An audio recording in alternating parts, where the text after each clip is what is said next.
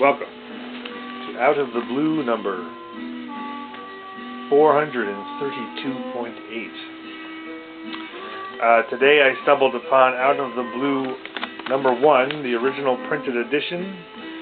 This video magazine, zine as I call it, was originally just a zine.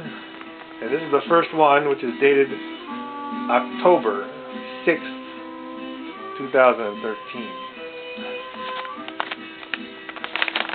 And curiously, at that time, I posted this page. The very first issue had this page of J. Hewitt Mackenzie, which I talked about later. But more impressive to me is this side. What we have here is, it says, Out of the Blue, number 1, Journal of Neo-Swedenborgianism. And here it says, The Afterlife Explained Rationally. The Afterlife Explained Rationally. And then here I have this grid of calligraphy. And it says, I'm reading now in this grid, so if you want to do a screenshot and save it, and I'll read it. It says, what is the best available science? This is the question people ask today. This is called being rational. The rational answer is you have a 20% chance of experiencing life after death. This is a fact of life. I'll read that second part again. The rational answer is you have a 20% chance of experiencing life after death. This is a fact of life. Elsewhere I've called this the bad news of Neo-Swedenborgianism.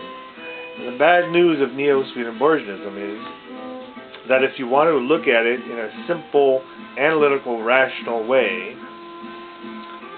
the people who are revived, approximately 20% of them, come back with this story which they claim is self-evident. It is self-evident. It is a greater reality, and it is self-evident that it is a greater reality, which means it is utterly and absolutely convincing that they have gone on to this afterlife. Now, a believer would say, well, they have. But this Neo-Swedenborgianism is not a belief. All we can say is that they have been convinced.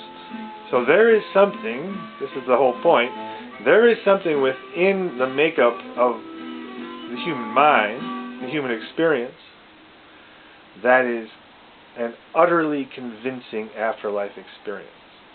And we don't really look at whether or not it is really real outside of our experience, because we never experience anything outside of our experience. We can't go outside of our experience. We cannot look at something 100%, objectively. We are stuck in a subjective viewpoint. And within this subjective viewpoint, this is experienced as absolutely real, and to quote the experiencers, more real than real. Now, I'm not an experiencer, but anyone can research the subject enough and find that this is a consistent result. Anyway, where are we? 432.8. Well, when we get to 433, which is not far away, well, I guess you'll just have to wait and see, won't you?